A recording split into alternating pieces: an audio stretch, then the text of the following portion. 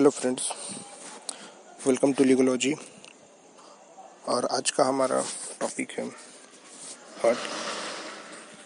Section 319 IPC में hurt का definition दिया हुआ है। Whosoever causes bodily pain, disease और infirmity to any person is said to cause hurt. यानी अगर कोई भी व्यक्ति किसी को भी बॉडली पेन देता है या फिर उसको किसी प्रकार का डिजीज देता है या उसको किसी प्रकार का मेंटल इलनेस देता है जो टेम्प्रोरी हो, तो ये हार्ट में आता है। तो इसके तीन इंग्रेडिएंट्स हैं: bodily pain, disease and infirmity to another. Bodily pain only deals with bodily pain, यानी कि किसी को शरीर में अगर हार्ट दिया गया है और वो मानसिक रूप से नहीं दिया गया, यानी कि उसको मेंटली पेन ना हो, किसी तरह से उसको अगर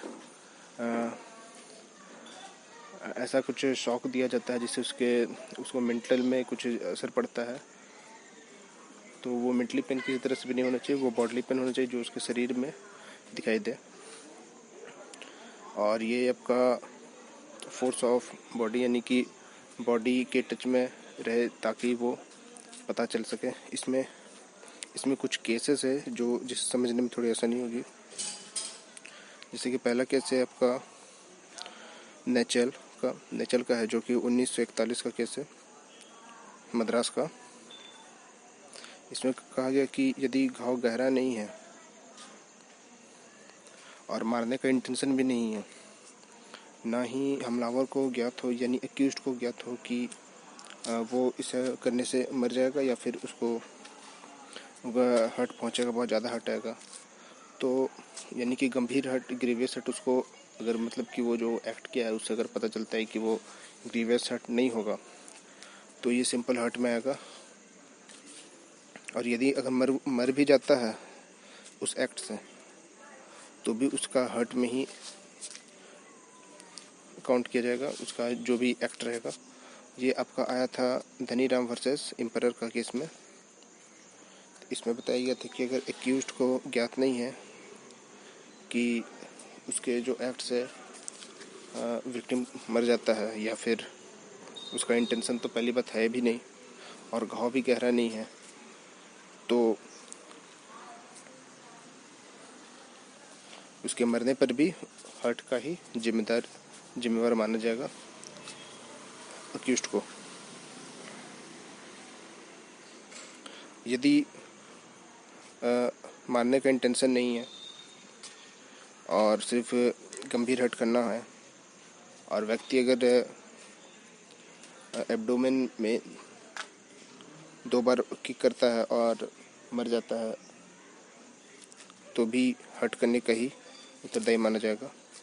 ये आपका आया था मराना गोहम के केस में, आया था 1941 के केस में। इसमें आया था कि यदि मारने का इंटेंशन नहीं है और सिर्फ गंभीर हर्ट करना है, और इसमें जो मराना गोहम था, इसने किसी के एब्डोमेन में 2 बार किक किया था और उससे वो आदमी मर जाता है, तो भी हर्ट के लिए ही इसको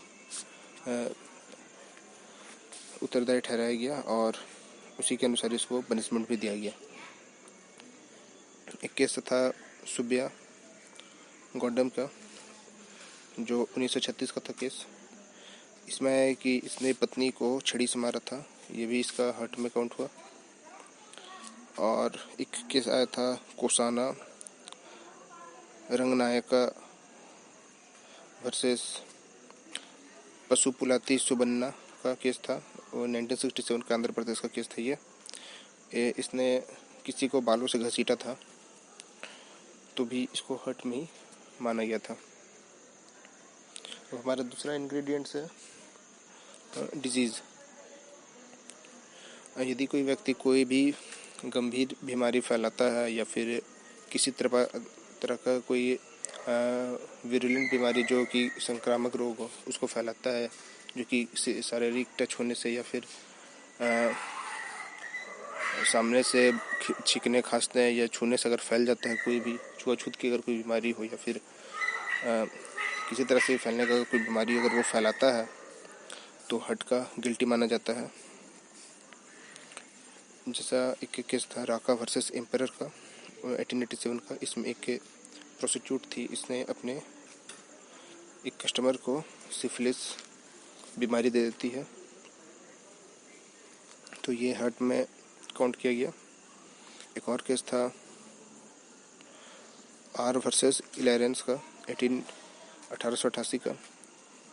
इसमें पति अपनी पत्नी को बीमारी दे देता है, कोई भी बीमारी हो सकता है उसका।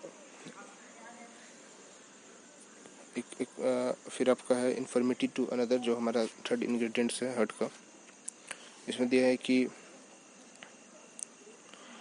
किसी को कम समय के लिए दिमागी रूप से पागल, यानी कि दिमागी रूप से उसको कुंद कर देना ताकि वो आधा पागल हो जाए और उसका दिमाग आधा काम करे, को समझने शक्ति के, उसको सोचने समझने की शक्ति को छीन कर देता है। जो अगर वैसा कोई करता है या उसको कोशिश करता है तो उसको इन्फर्मिटी टू अनदर माना जाएगा।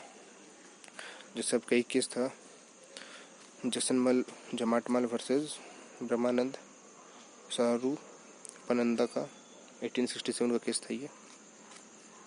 इसमें मकान मालिक अपने किराएदार को डराने धमकाने के लिए, भगाने के लिए एक बार क्या करता है कि वो अंधेरे में छिप के अचानक से हाउ करके डराने की कोशिश करता है, जिससे और साथ में हाथ में पिस्टल भी ले रहता है।